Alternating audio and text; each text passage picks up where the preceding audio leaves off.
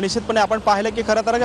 सुरुवातीपासूनच वाल्मिक कराडावरती जे आहे ते ज्या पद्धतीने देशमुख कुटुंबियाने आणि एकंदरीतच राजकीय सामाजिक कार्यकर्त्यांनी जी ती मागणी केलेली होती की वाल्मिक कराड हा 302च्या गुन्ह्यामध्ये आरोपी झाला पाहिजे, कारण खंडणी आणि खुनाच्या गुन्ह्यातले आरोपी हे सगळे समान आहेत, त्यामध्ये केवळ वाल्मिक कराडावर खंडणी दाखल झालेली होती, त्यामुळेच सुरुवातीपासून ही मागणी जी आहे ती करण्यात आलेली होती। मात्र आज न्यायालयामध्ये ज्या पद्धतीनं खंडणीच्या गुन्ह्यामध्ये वाल्मिक कराडला न्यायालयीन कोठडी जी आहे ती सुनावण्यात आली होती, मात्र दुसरीकडे त्याच वेळेस या ठिकाणी न्यायालयीन कोठडीनंतर SITने जो आहे तो खंडणीच्या गुन्ह्याबरोबरच खुनाच्या गुन्ह्यात देखील वाल्मिक कराडचा संबंध आहे तो या संपूर्ण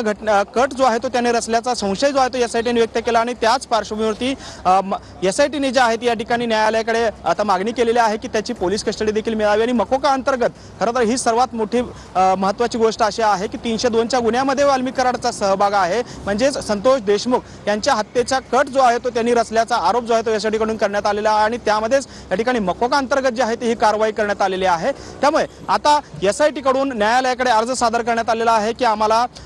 वाल्मिक कराडची कस्टडी द्यावी आणि या खुनाच्या गुन्ह्यामध्ये वाल्मिक कराड देखील या संपूर्ण कटामध्ये सहभागी असल्याचं SITकडून सांगण्यात आलेलं आहे। आपण पाहतो की खरं तर SITने मोठ्या प्रमाणात गेल्या 15 ते 20 दिवसांपासून या ठिकाणी वेगवेगळ्या पद्धतीची चौकशी आहे, वेगवेगळ्या पद्धतीची तपासणी, वेगवेगळ्या पद्धतीचे पुरावे जे आहेत ते गोळा केल्याचं चित्र पाहायला मिळालं होतं आणि वेगवेगळे ॲलिगेशन्स देखील SITवर करण्यात आले होते। मात्र आता SITने एक मोठं पाऊल उचलत या ठिकाणी वाल्मिक कराडला 302च्या गुन्ह्यात म्हणजेच संतोष देशमुख यांच्या हत्येच्या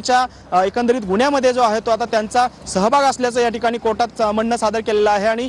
SITने हा कोर्टाकडे अर्ज देखील दाखल केलेला आहे। त्यामुळे आता सत्र न्यायालय जे आहे, केस न्यायालय जे आहे ते या ठिकाणी आता कशा पद्धतीचा निकाल देतं हे पाहणं देखील महत्त्वाचं आहे। आता त्या संदर्भातली सुनावणी जी आहे ती काही वेळामध्ये सुरू होणार आहे आणि एकंदरीतच मोठी घडामोड जी आहे ती या ठिकाणी या क्षणाला आपल्याला पाहायला मिळते। मकोका अंतर्गतली कारवाई आणि त्याचबरोबर संतोष देशमुख यांच्या हत्येतला कटामधला सहभागी हा जो आहे तो वाल्मिक कराड यांचा देखील असल्याचं आता SITने समोर आणलेलं आहे। त्यामुळे एकंदरीतच सबळ पुराव्यांच्या आधारावरती SITने हा निष्कर्ष जो आहे तो काढलेला आहे आणि या निष्कर्षाच्या आधारावरच आता त्यांनी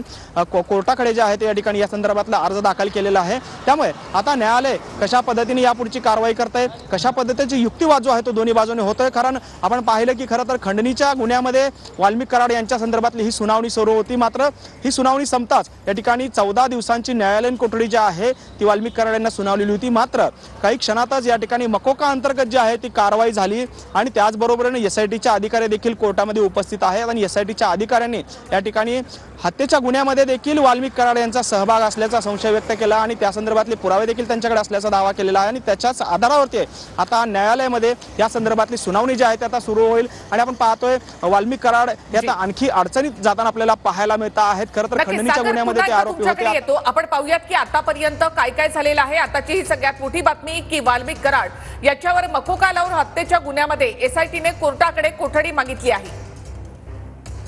तर हत्येचा कट रचल्याचा कराडावर आरोप ठेवण्यात आलेला आणि SITने कोर्टाकडे या संदर्भातला अर्ज दिलेला आहे। खंडणी प्रकरणामध्ये जेल कोठडी झाल्यानंतर SITने मकोका कोर्टामध्ये धाव घेतली। मकोका कोर्टात SITने हत्या प्रकरणामध्ये कराडच्या कोठडीसाठी अर्ज दाखल केलेला आहे।